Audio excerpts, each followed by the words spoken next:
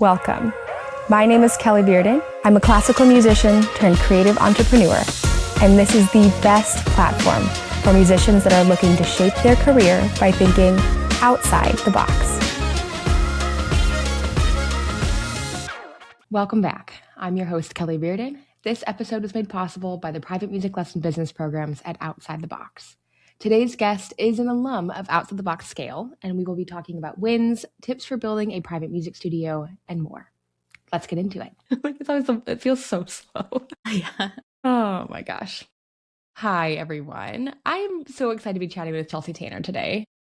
We're going to be talking about how Chelsea, over the last year, has clarified her lesson offer, refined her business mindset, and has grown her private flute studio by 5x. It's been quite a journey. But Chelsea, you have, in addition to your private lesson studio, you have a really incredible portfolio career. So I'd love for you to introduce you and everything that you're doing in the music industry, if you don't mind. Yeah, well, thanks so much, Kelly, for having me. I'm a flutist. It's always how I introduce myself because everything in my career revolves around the flute. I basically the majority of what I do professionally is teaching. I'm a mindset coach for musicians, so I help people with imposter syndrome, performance anxiety, general belief in themselves and their relationship with their instrument, to try to cultivate a really, high quality relationship that they love that will sustain their careers. And I also do a lot of speaking about mindset at different universities, virtually and in person, masterclass teaching. And I also, freelance here and there and perform with a flute quartet, emissary quartet.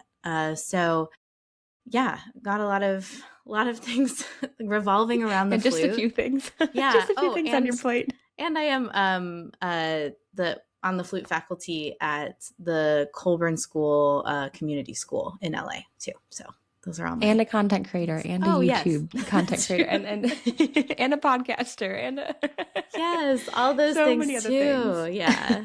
So it's the kind of the definition of a portfolio career in a lot of ways. Seriously.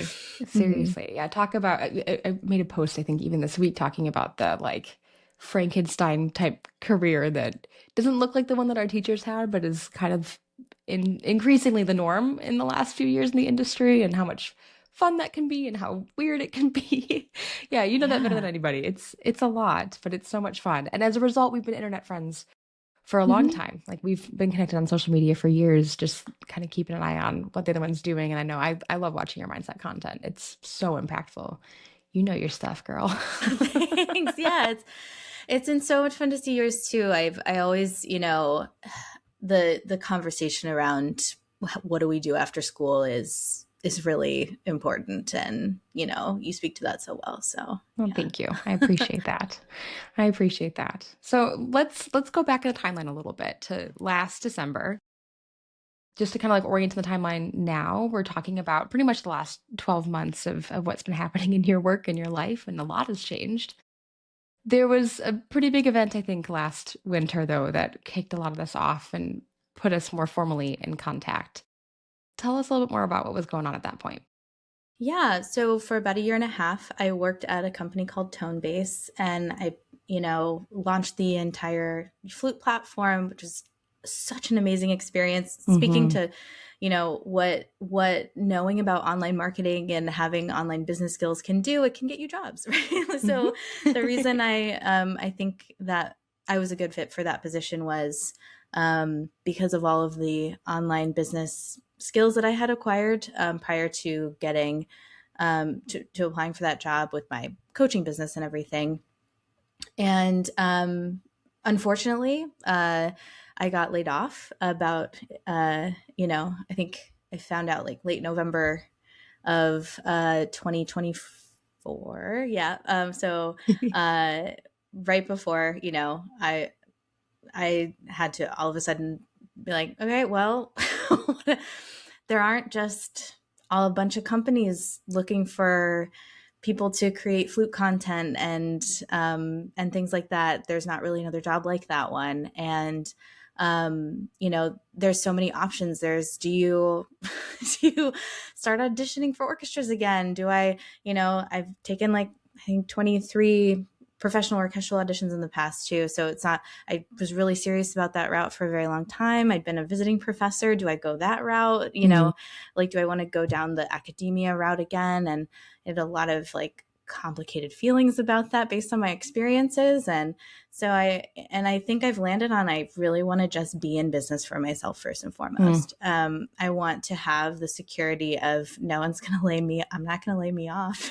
I'm not going to, and if something does happen, I'm responsible for it. And I kind of like that amount of agency and control I have over my well-being. So I had private students still, but that workload at that job really did diminish my ability to teach outside of it quite a bit, especially as I was also at Colburn part-time too. So I had a big question mark December of last year. And I knew I wanted to make a career just based solely on myself and my own abilities instead of trying to apply for things and audition for things like crazy and have that be the thing I was depending on. Yeah. Yeah.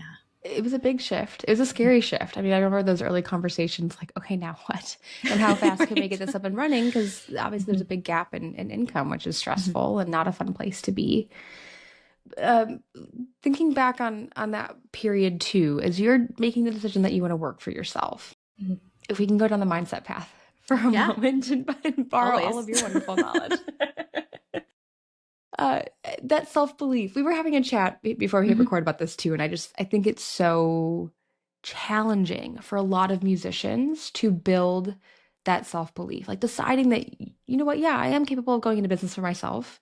I've done it before. In your case, obviously you had some depth of experience to inform this, but looking at all of your options, deciding to take the risk, quote unquote, on you rather than just applying for other jobs might feel to others, I'm kind of guessing, but might feel to others who are listening like a wild choice to make. I'm sure. Yeah. So I guess tell me a little bit about that self-belief, how we've cultivated that, but also when you're looking at kind of the risk assessment, if you will, in that decision-making process and talking with your friends and colleagues and family about what your choice is going to be. How did you know that was the right fit, and what was informing that? I think it was probably just my experience, and this could be for better for worse. I've gotten to know myself very well. I've pretty much dedicated the last 6 years since I learned about coaching and mindset and getting certifications in that, and that's my number one thing I work on every day. I might not practice every day, but I'm journaling every day. I'm working on my mind every single day without fail. And so I know myself pretty well at this point. And I know I also believe that building my own skill set to me isn't just I know the growth that I'll go through by building the skills of making money, literally of having a career that will sustain me. I've gone to music school for 10 years. I did literally every degree possible. And I've done all of that. It's not like I'm done learning the flute by any means, but I have not put in the same amount of work in other skill sets that I know will serve me. And so I have since also, I was a visiting professor at a school 2019 and 2020 during my writing year at when I was finishing my DMA. And basically it was I didn't get, they were doing a search for the tenure track position there for the job I was doing as a visiting teacher. And I'd moved to upstate New York to do this from Austin. And basically I did not get a live interview for the job that I was doing. And there was a lot of things around that. My students really rallied for me. It was really beautiful and heartbreaking at the same time. And there were so many things about it, so many failures that I've had in the industry of auditions, of just so many different situations where I felt like I got burned a little bit. It really threw me. And not to mention that I both graduated and finished that job in 2020, which was pandemic. So Yeah. I felt like I'd been in this position before in some ways, but even worse. So Mhm. I decided, you know what, I think I have to just build something for myself, that's going to sustain me. And I want to build it, like, it kind of lit a fire in me. I was like, I want to build it bigger than just like until I get a job, you Mm. know, or like I want it to be like, it would be silly for me to actually take a job now that and leave what I've built, you know, like Yeah. that's kind of the goal I saw for myself. And I think um, in my experience, no job is forever. You know, there's no like, and even increasingly more so now, there's kind of no job security anymore. Yeah. And not even just for musicians, for like anybody. So many people get laid off, switch companies, like move around. It almost seems like it's the norm now to Mhm. do in any industry. And so um yeah, I think that was super clear in my mind. This is like, I don't want to move across the country again just to have to move across the country again, you Yeah. know? So, yeah, so that was sort of what went behind my decision making, and really trying to think about, and I've, you know, applied to things here and there that have piqued my interest, or like, oh, I would actually really love to do that, or different things. I don't, yeah, my decision making was very much based on, you know, my own experience of, you know, putting myself out there fully, and, you know, having a job be like, sorry, different search committee this time, you know, or whatever. Yeah. Yeah, it's a different like path to go down, but one I always feel a little bit better about because I'm my own boss, and I really do like that.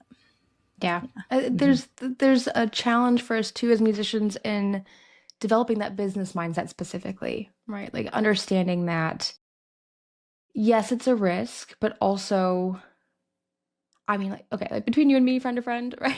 And I guess everyone that's listening to this recording, We're all friends. um, we're all friends. Hey, friends.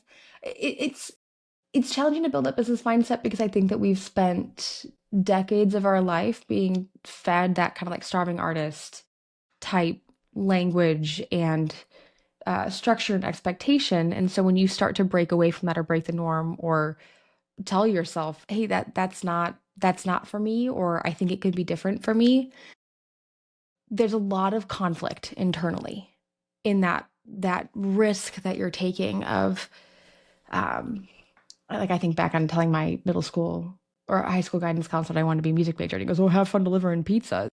Those things live with you, right? Not helpful.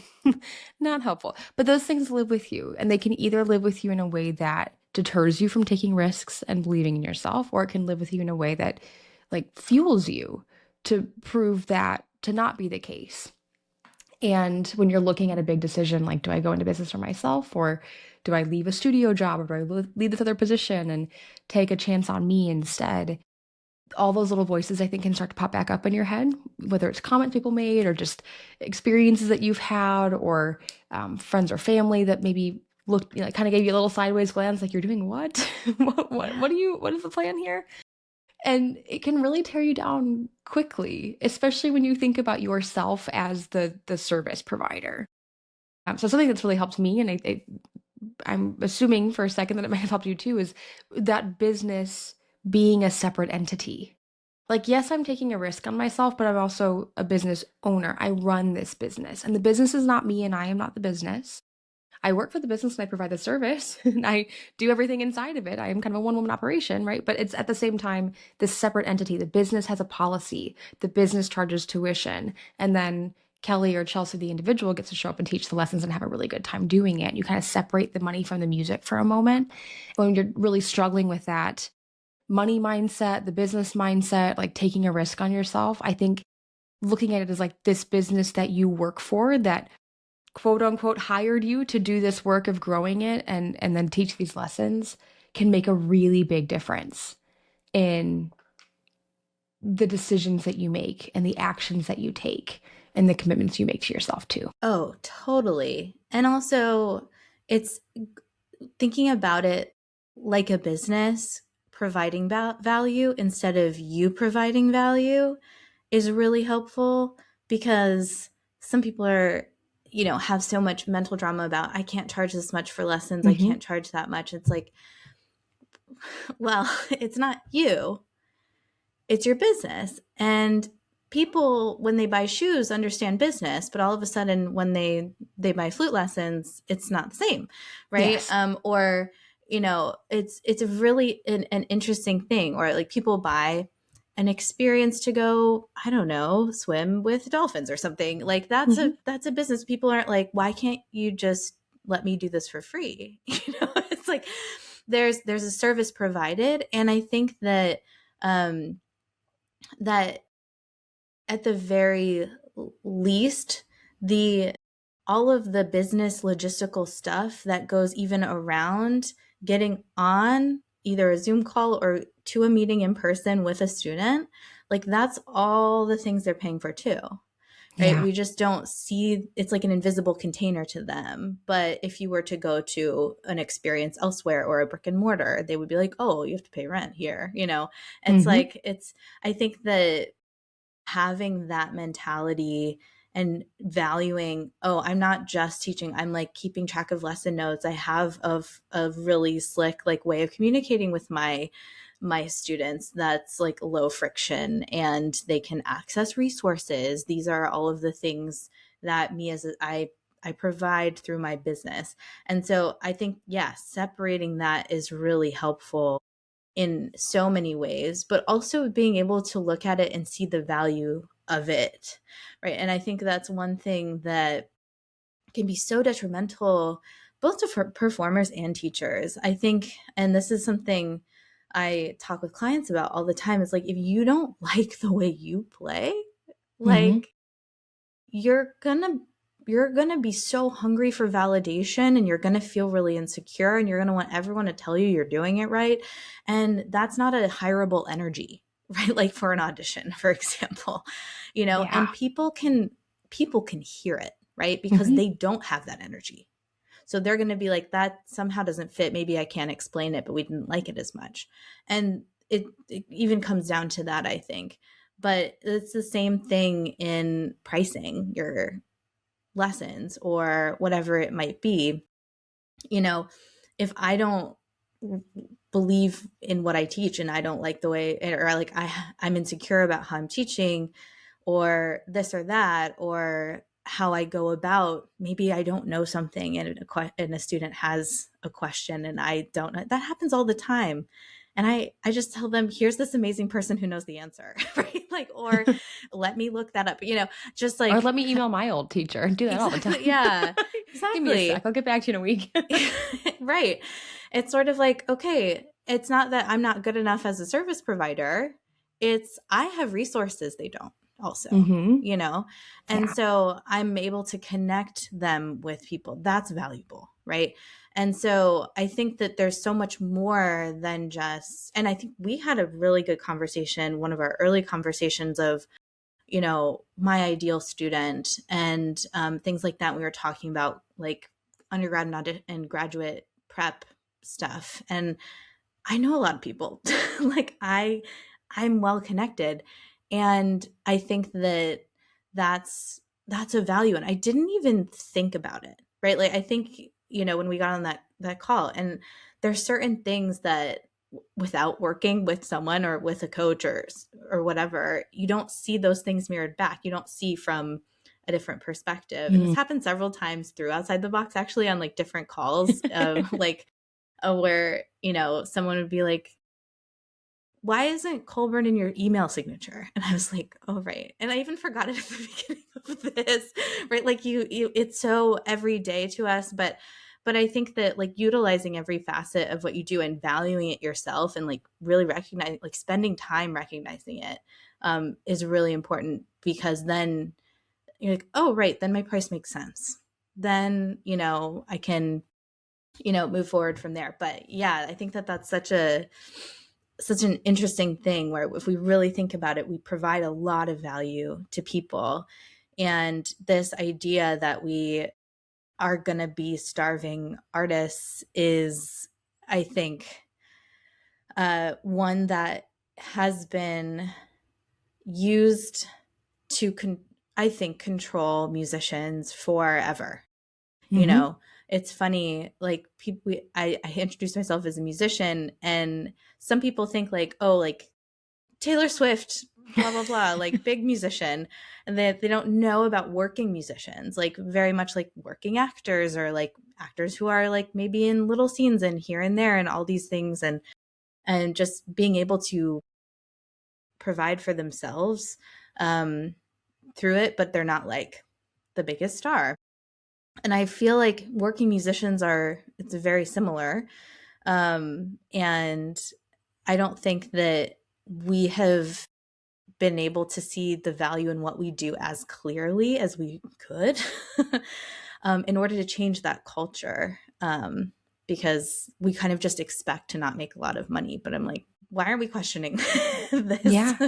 Like Yeah. we do provide so much value. And I think it's just up to us to ultimately see that and convey that as well. Yeah. Absolutely. And I think it's hard to see the value that you offer when you've never been on the receiving end of your own service, right? Like you are kind of making an educated guess, hopefully, but you are kind of making a guess. So it's like, oh, how do I price myself? Or how do I possibly build up confidence in charging a higher price point and raising my rates? There's so many things that you can do to, again, like separate the money from the music and kind of take the emotion out of it. Look at data, right? Like we've been tracking data on your close rates to make sure that we know what the market can bear. And then also taking feedback into account. And feedback, as we talked about again a little bit this morning before we hit record, feedback doesn't have to mean that someone tells you that your price is too much, because sometimes when someone says they're not willing to pay that amount, it's that they don't see enough value for their goals specifically for that price point to be aligned. There's a difference between I don't value it and I can't afford it, right? And so you have to start discerning those things, and that takes practice and time and energy and effort. So we take data around all that to collect. But then you gave a great example this morning of a client who looked at one of your new offerings in the studio and goes, "You're still undercharging, Chelsea." I know. Yeah. And you have to like consider the source and consider the motive. And so when you hear feedback like that, that's someone who sees a ton of value in what you're offering, really believes in you, has gotten great results repeatedly with you. That is an ideal aligned client who you really enjoy working with. And when they give you feedback like that, it's like, okay, this is actually coming from, like, I don't want to say other sources aren't legitimate, but it's coming from a source that has my best interest at heart, like really does see the value in my service. And he's giving me this feedback for the betterment of the service that he's receiving. Between you and me, he also knows that if the price point is higher and you don't have to work with as many students, he gets more attention. Yeah. So true. Right? You've got some of those. Like, it's self-serving, but it's in a positive way. Yeah. So you have to, like, when you get that feedback, it's the same thing with your playing. When you get the feedback, is the source a legitimate source that actually knows what they're talking about, has credibility, and understands the field enough to be giving you that information and for you to take it seriously? And then is there motive to help and to support and to better what you're doing? Or is their motive something else, maybe even something more nefarious, right? Yeah, I think that that's a really good point. And especially since that is a returning student time after time for various things I've done in the past and private lessons. And I think that that's really an important thing. I see this all of the time. People get like so caught up in comments on social media or other places. And I see them go by all the time. Anyone who's criticizing a professional for making a choice, or someone who's really trying to do the thing they want to do, and they're like tearing them down, I'm like, that person is not a professional. There's absolutely no way, I got a comment on YouTube the other day. It was like, someone said, oh, people just tell me like, why am I even trying, or all these things. I'm like, I'm going to go ahead and assume that these are not musicians, like, or professionals, or people who actually are trying to do the thing and are ahead of you. Yeah. Because anyone who's further along in their journey is not going to ever say that. I've Yeah. never met a person Yes. who has done that. So I think that what you said is really valuable. The person giving feedback, I think that I've, also heard that my price was too high, right? And that person, had not worked with me. We'd only interacted via email, and and I was gladly able to point them to my YouTube channel. But I think it's really specifically also tied to who is my ideal student. And if someone self-selects out because they think the price is too high, then that's okay. Mm-hmm. Then that's fine. And I have YouTube videos. Yeah. Well, that's just it too. Like, you've done such a good job of providing, like, yes, you have a higher price point for your services. You also have, as we've been talking about, this depth of experience, knowledge, and connections that are informing that. And your service, if I can just brag about Chelsea for a second. You're obviously a fabulous teacher. Like, you care a lot about what you're doing. You put a lot of time into this. You've made it such a huge part of your career. And with that experience and that passion and that care, you have also developed a ton of free resources. Mm-hmm. Like, folks can go on the internet and find so much, like hundreds of hours of content from you on mindset and on flute, and get a lot of value from your YouTube channel, your Instagram and TikTok content, your podcast, without ever paying you a dime. And so I think, like, that balance is always just so remarkable to me. We talk about even like school visits, right? As someone who doesn't want to be a content creator can still create that type of value, even in their local community, where you're building these professional relationships, whether it's online or it's locally, to show that value. And then from there, it's alignment. Like, the folks who consume your content or might be referred to from a local teacher, they already know that they're excited about what you offer and how you share information or how you present feedback to students and how you support them. Now it's your decision and your turn when you get on that consultation to decide if they're a fit for you. And alignment is everything. If it's not the right thing, we just don't do it. That's okay. And also, you have other content, you have other connections, and we can refer them out elsewhere. Because when the price is too high, of course, affordability is always a thing, and everyone's definition of too high or too low is going to be all over the place, always. It's relative to your own personal income situation and experiences.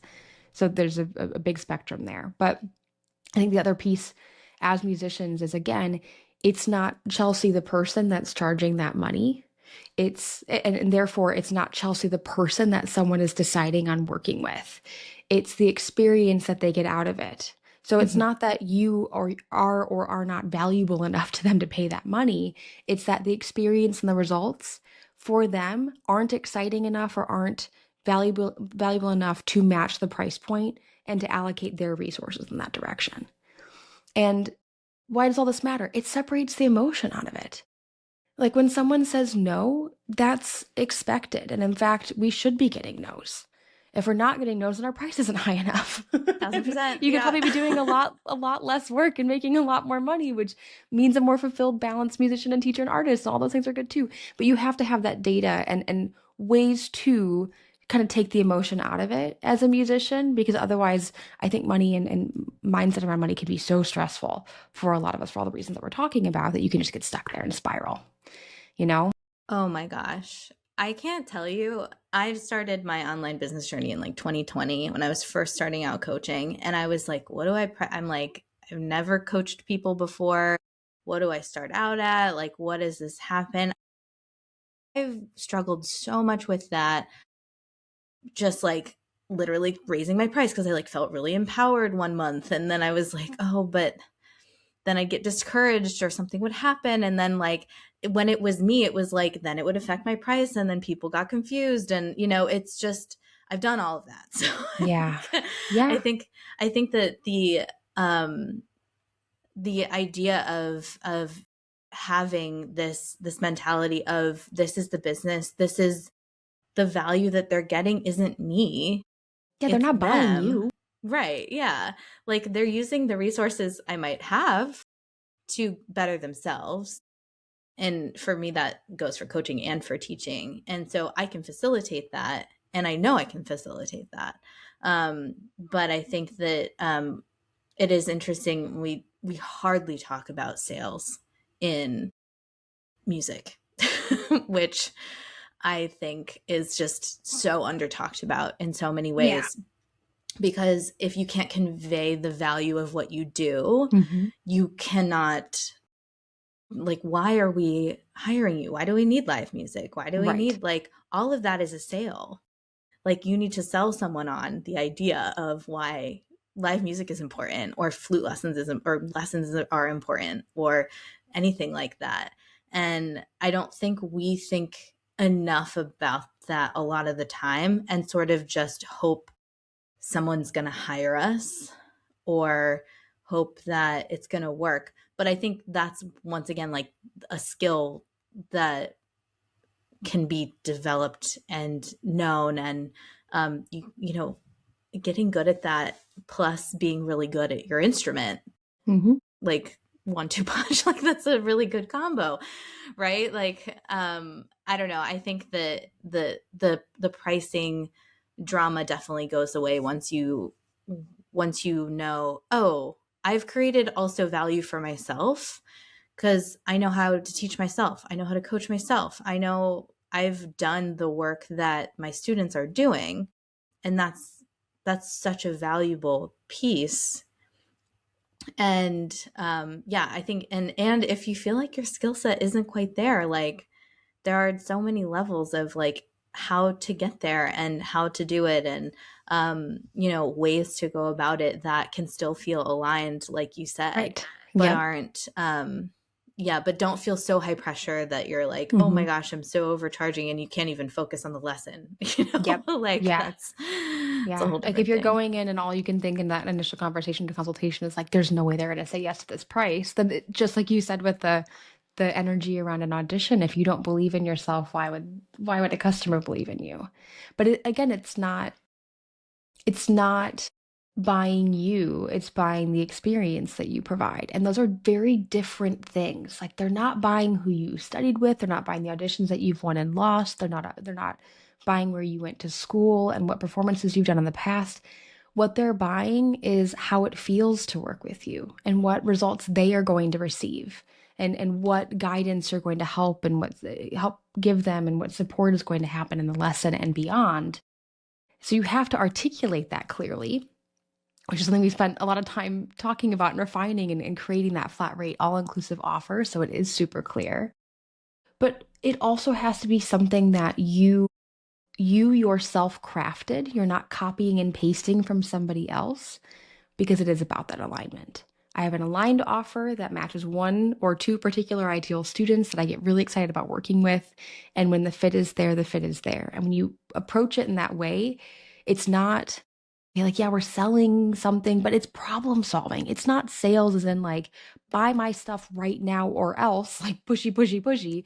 It is, I'm not even asking for money. It's like, here is the problem that you are bringing to the table. Here's the solution that I have for it. Does this feel like the right fit? If yes, great. Here's what the monetary side of that looks like. But we've already decided it's a fit.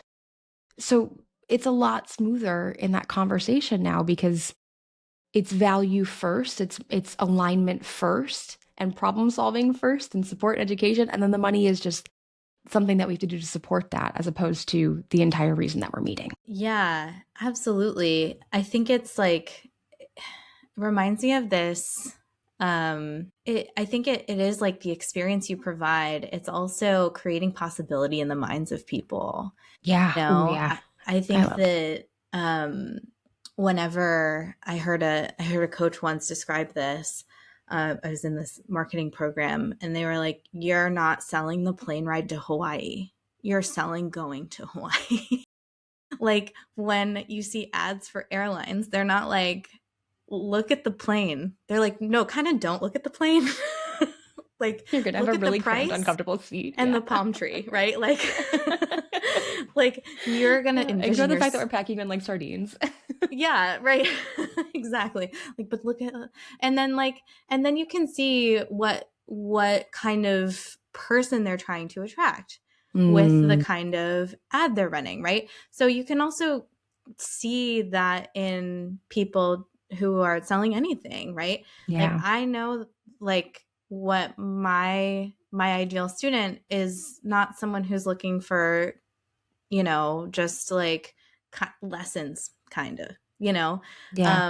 and and they're usually really advanced or adults, and I I know that. So I'm not going to be offering like generic how-tos where I'm speaking at a level that I think would be tailored to an 11-year-old, right? Or something like that. So it just is interesting to see um, how every angle, everything is so intentional Mm-hmm. about, sales and advertising and things like that.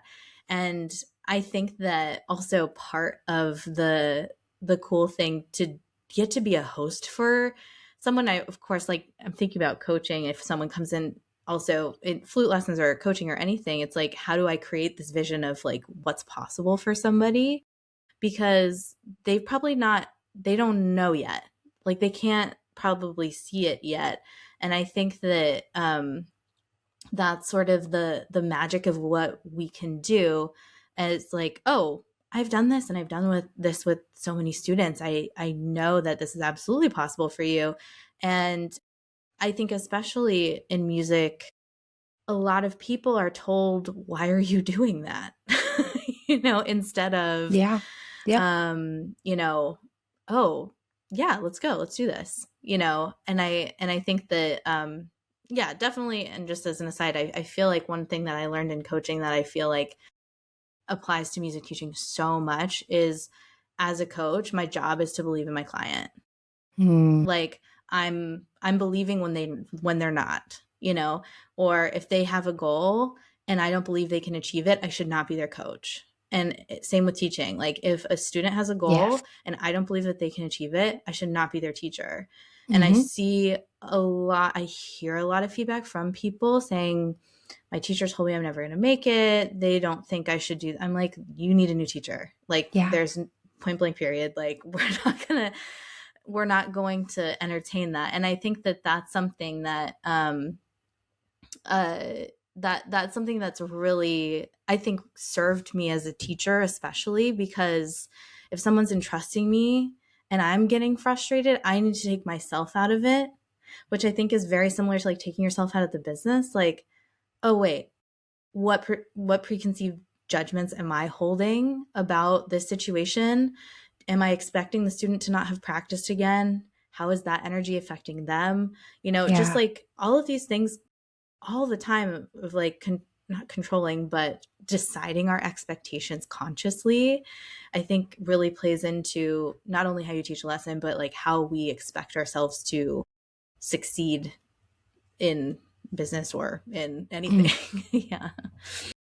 Oh, that was, yeah. I fully agree with everything that you're saying. And that was so well said. I want to jump back a second to something you're Mhm. talking about too with the ideal student and the marketing and how we set that intention, because I think the energy and the belief that you have is something that you convey really beautifully in content. And that, in my opinion, is one of the best parts about content creation. And so I know that there's probably a possibility someone's listening and thinking, well, I don't make content, or I don't work with advanced students. So like, is it possible for me too? Or I don't, we talked to a lot of people, I'm sure you run into this too. Like, I'm a musician. I'm not an influencer. I don't make content. That's not my thing either. And we have all these preconceived notions about what you might be good or might not be good at, and the judgment that might happen in the industry as well. Like, well, I'm not one of those people that's willing to take the risk and create that content or put myself out there because people might judge me for it, or the other musicians might hear me play and might have things to say about it, or might watch a video example of me teaching and have opinions on that. I think that's especially prominent when I talk to voice teachers, right? There's so many different styles of pedagogy in voice that they're very conscientious that they might approach something and another teacher might have 57 other opinions, and that could be a point of contention.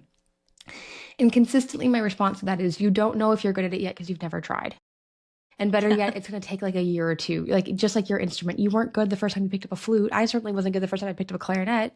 Watching VHS tapes in my basement at 8 years old, I was trash, right? But like, man, there was a lot of self-belief in that 8-year-old brain of like, I can figure this out. This is going to be great.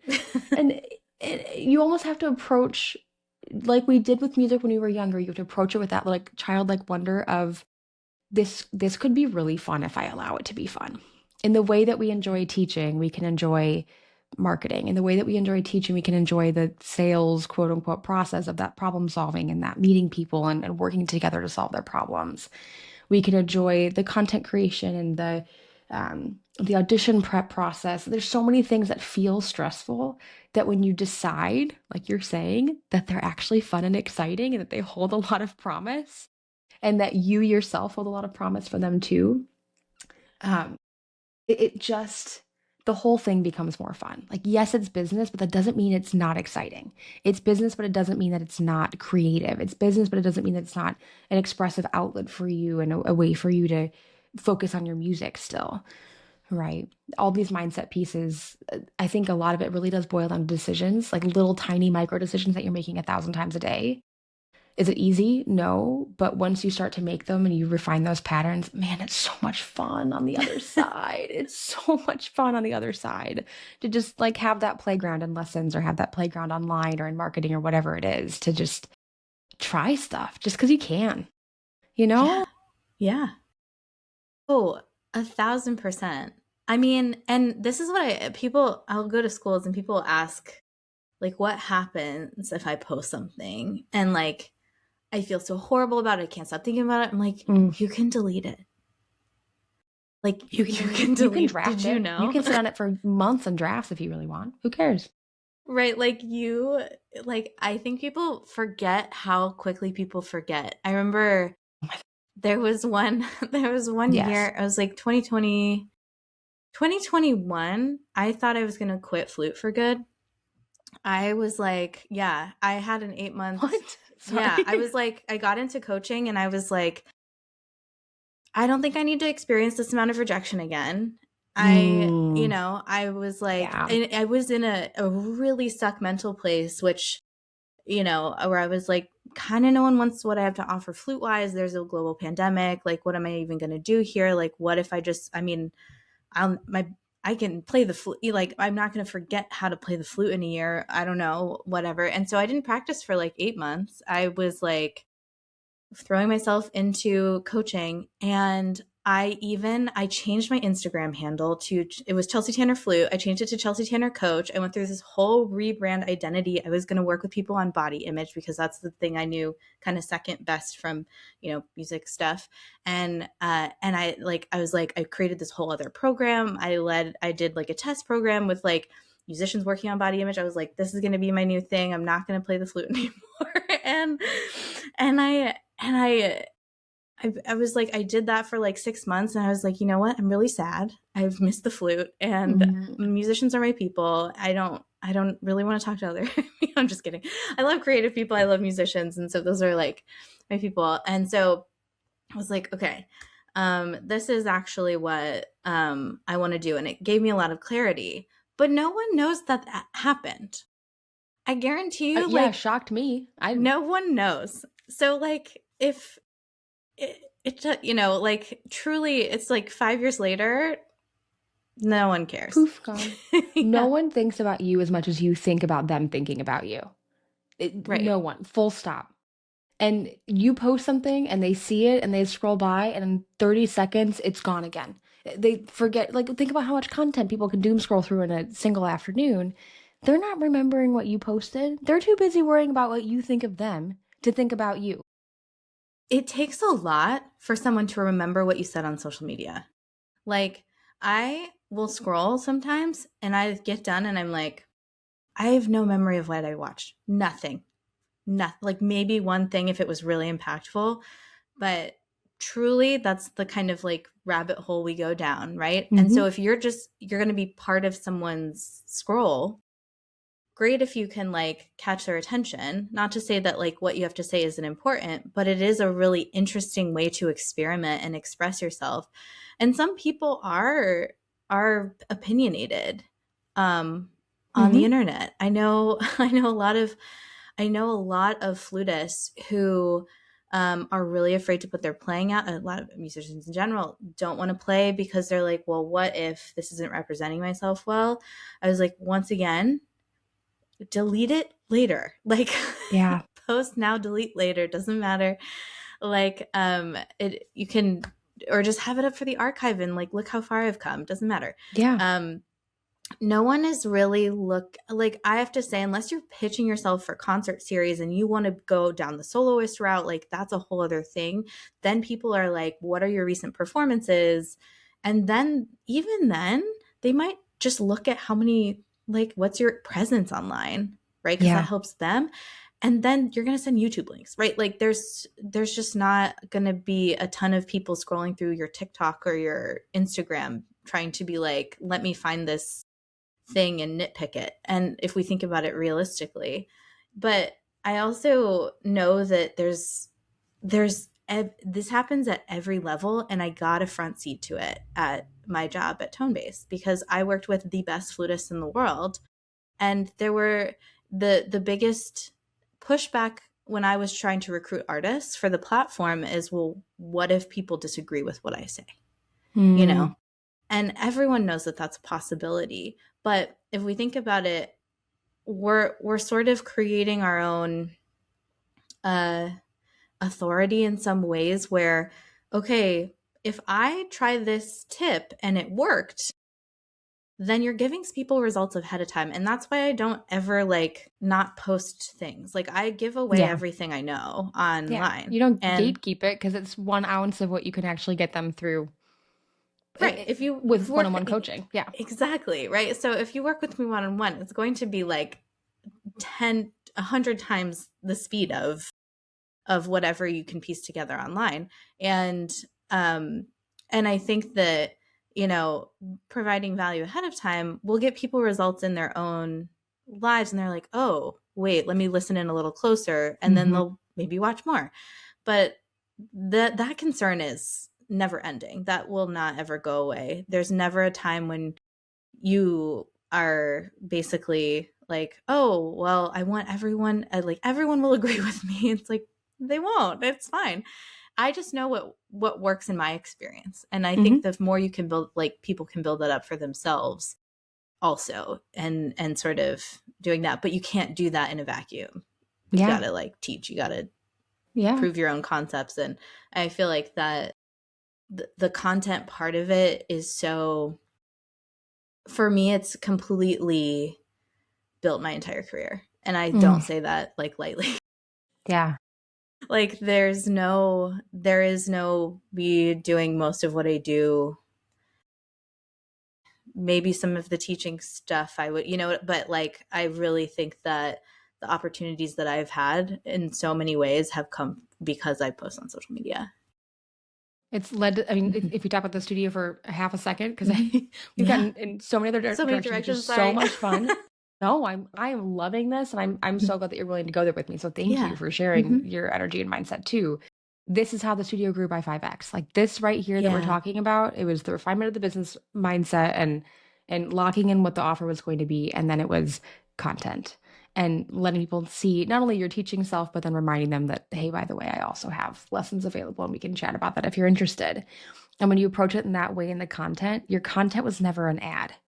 Like your content was never selling anything. Your content was just a point of interest or passion or excitement or an exercise that worked really well, or like tips and tricks that are working well for you or your students or your clients and whatever that might look like. And then people can decide if they want to opt in to talk more about what it is that you offer. They'll find that out and they'll seek it out, but you don't have to be, you have to create content to be salesy. Create that content because you enjoy putting those resources out there, right? Like lead with value, lead with education, just like be you, be your wonderful, helpful, like passionate, normal self. And then folks that are excited and aligned will seek out more information about how they can work with you and what that can look like too. Totally. I think my philosophy is just results ahead of time. You know? And like, and if you see my teaching, you kind of know what you're going to get in a lesson. If you see me on YouTube, you know, if you hear me talk, you kind of know what you're going to get. So if that's great. And if you want someone to yell at you, I'm not your person. Or like if you want Yeah. someone to not be compassionate, it's not me. So it's like I think that there's so much that you can show that's not just your teaching and not just your playing that's on there. I think that is a really important, because people, then part of a customer journey is picturing themselves using the product, right? Like, it's why there's models that wear shirts and we're not just taking pictures of t-shirts. Like, it's like, Yeah. that's why, Yep. it's sort of like, how does this fit in my life? Oh, I could envision being in a lesson with this person every week, or I could envision myself like that. I could envision them, playing a concert on my series, or whatever your goal is, Yeah.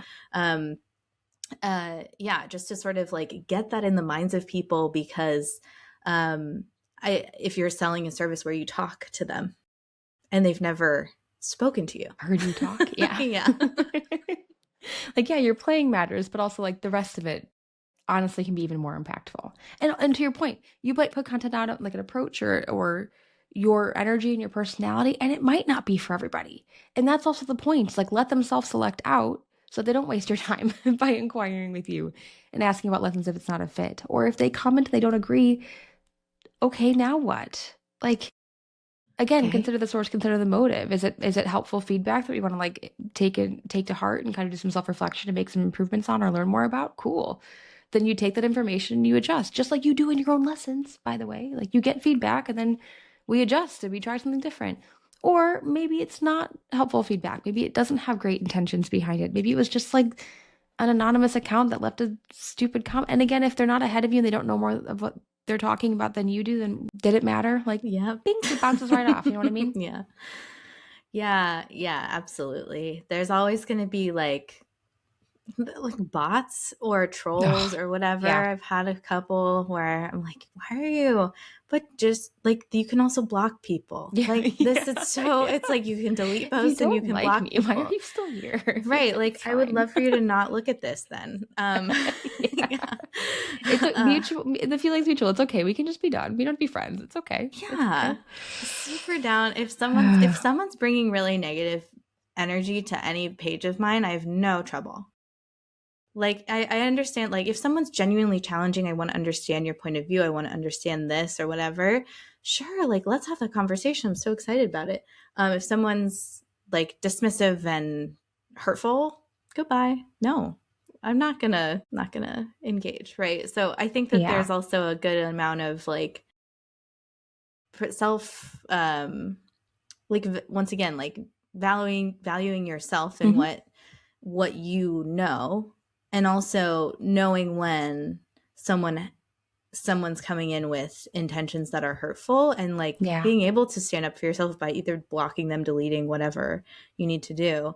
I think that becomes very empowering, because at Hmm. first you're like, hi, I'm here, I hope I'm doing this right, Please don't be mad at me. I just want to play my flute on the internet. yeah. Yeah, and there have definitely been people like that out there, but I have to say, very little in the music space. It's fewer than you would think. Surprisingly few. Yeah. Like, you can paint this big picture of how scary it's going to be and how many people are going to critique your playing. And then you actually post it, and it is so few and far between. And I think part of it's because they would be too afraid to put their own playing out. So they're going to keep their trap shut about what you're putting out on the internet. Again, 100%. at the end of the day, it's like, okay, if you're going to critique me, then like, show me what you got. Like, what are you working with? Again, is it a fair assessment from someone who really knows more? But to your point earlier, no one who is further ahead is ever going to look back, especially no one worth their snuff that's further ahead. Like, someone who actually has your best interest at heart is going to look down on someone who is trying to post content for the first time, or is teaching lessons for the first time, or trying to grow a business independently. No one who's ahead of you in whatever that journey is going to look back and be like, oh my God, can you believe that so and so is posting videos on the internet? Because they know how uncomfortable and awkward that beginning stage was. They were there once too. They're not going to critique you for that. They're going to be like, you know what, good for you. Because that's hard. Those early stages, that is hard. It's a hard skill to build. It's hard to get comfortable. Like I'm never going to look at somebody creating content and be like, oh my God, what are you doing? I'm looking at like, good for you. Like, thank God you're putting yourself out there. That's amazing. Like, do more. Go Yeah. faster. You've got it. Run harder. Like, you can make it. Like, come on, let's go. Like, that's Yeah. the attitude. You know, among the community that we talk to that have a social media following or have successful businesses or are doing big things in the music industry, it's very much like, how can we reach down and bring people with us? Which is why we do the work that we do, both of us, as opposed to how can we put down someone who's trying to do what we're doing? Because the industry is massive. There are 20,000 graduates every single year from NASM schools that are getting music degrees. Like a massive industry. There was so much opportunity for all of us. Thousands of kids taking, school band and orchestra and choir all across the country. It's remarkable how sizable it is. There's plenty of opportunity. There's enough for all of us. Yeah. There's a couple of things I want to mention. The first one being this idea of like this coaching concept, this like idea of someone being like, oh, like this isn't right, blah, blah, blah. I'm like, whatever. Like no one's saying that. Like no one is saying that to you if you're about to start out. Like, so one of my favorite coaching concepts is taking responsibility for your own thoughts. It might be like, oh, what if this person says this to me? It's like, yeah, but that's still your own thought. It's just like puppet version of that person in your mind, like trying to, you know, and I think like that's really empowering because it's like, oh, right, I made that up. That's make believe. Okay. Why don't we post this anyway? Yeah. And I was going to say something else, but I forgot. But yeah, I feel like that's, oh, right. Okay. Here it is. Also, the idea of this competition, this competitive nature, when we think like only one person can be correct on the internet, lol, like in any sense, but especially in music teaching and performing, every person plays differently. Everyone has their own answer to how they play their instrument. And that is very counter to how we're taught, which is there's only room at the top and there's a zero-sum game in terms of musicians. And my favorite part about the online space and creating content and creating your own business is that it's not zero-sum. There's room for everybody. Like there's always room for everybody. And I remember I was taking my flute competitive mindset like fresh out of, my DMA and my job and all that stuff. And I was like diving into coaching business stuff. And they were like, you don't have to win at this. Like there's just like a room for everybody. I was like, they're like, this isn't like a zero-sum thing. Like everyone could be a coach if they want it.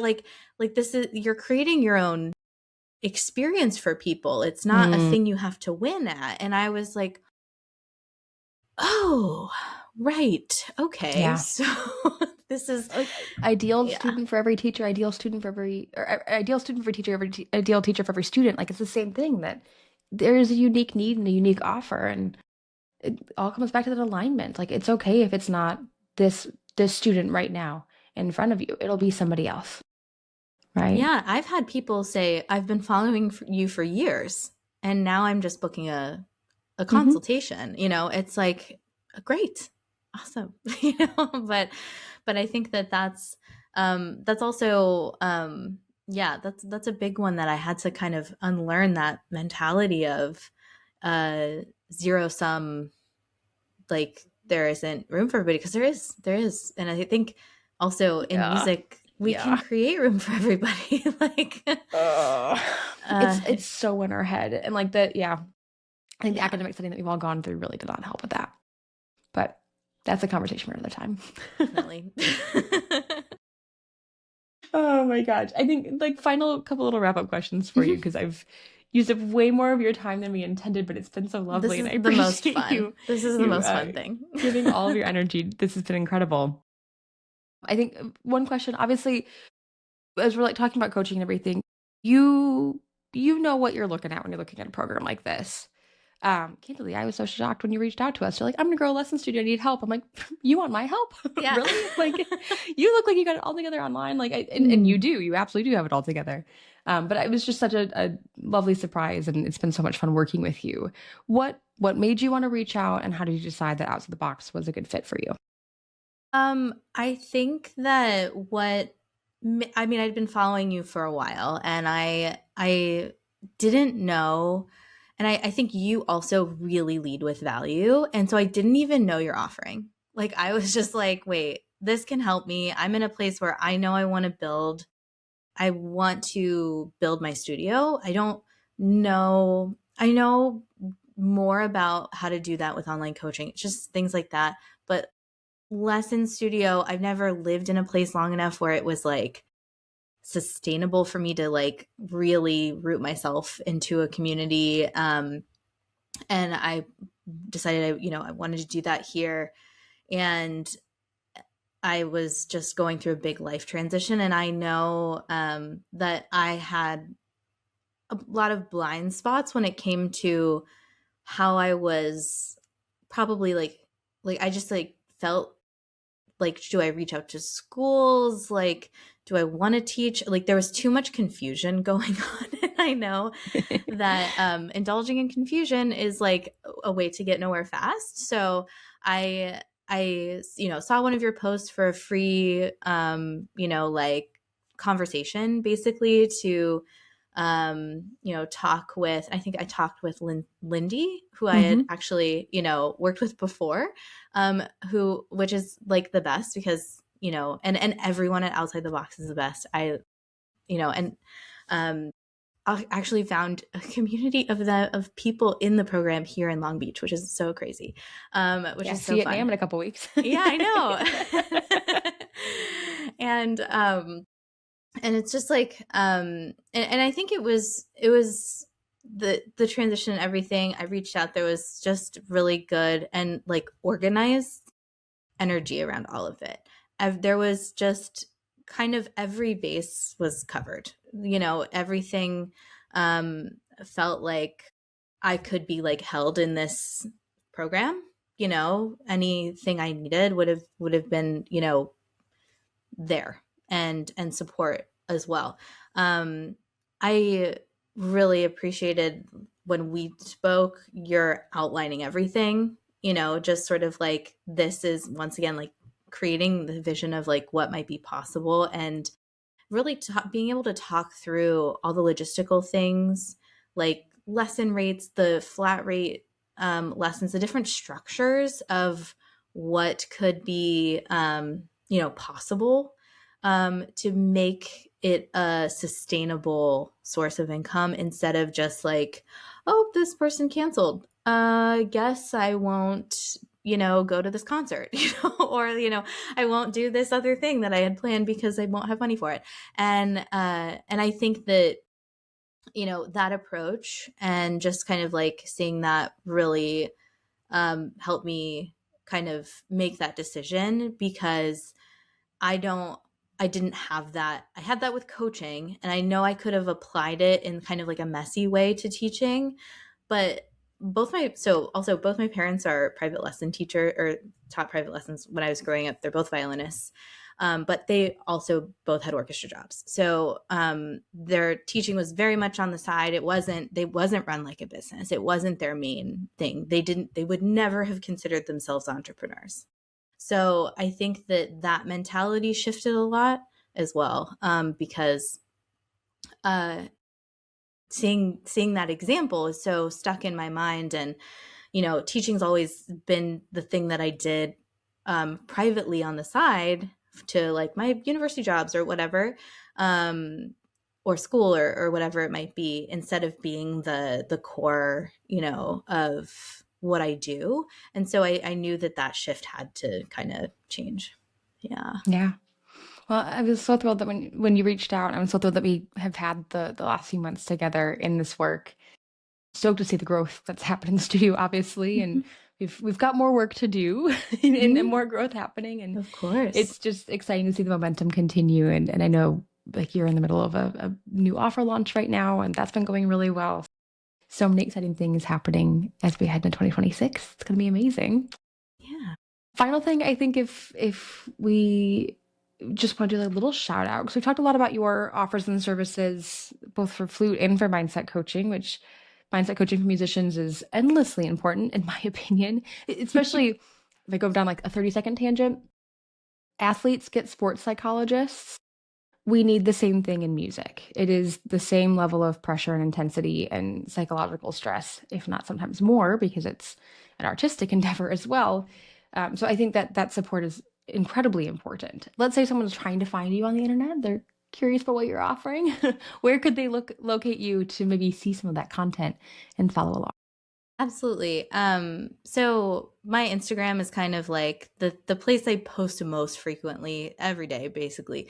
Um, and I'm at underscore Chelsea Tanner on Instagram. Um, I'm on YouTube as well, at Chelsea Tanner. You should just search my name, Chelsea Tanner and flute, or even just Chelsea Flute. I think it comes up. My website's chelseatanner.com. I'm currently, we've just closed the enrollment for my, a new studio I'm launching called Echo Flute Studio. It is for adult learners. So it's for people who maybe came back to the instrument after a long time, people who want to play for fun and want to explore, flute repertoire, or even the people we have in there now are like, I'm writing poetry and I'm contributing to an album I'm doing, and I want to like create different sounds on the flute, and I want to just like refine my skills so I can like produce this art. And I'm just like, this is the best job in the whole world. I would love to help you with that. Thank you so much. And so it's just, and it also along with it, if people are interested, has a monthly membership where you can have access to the community, but there isn't the private lessons and different cohort specific classes.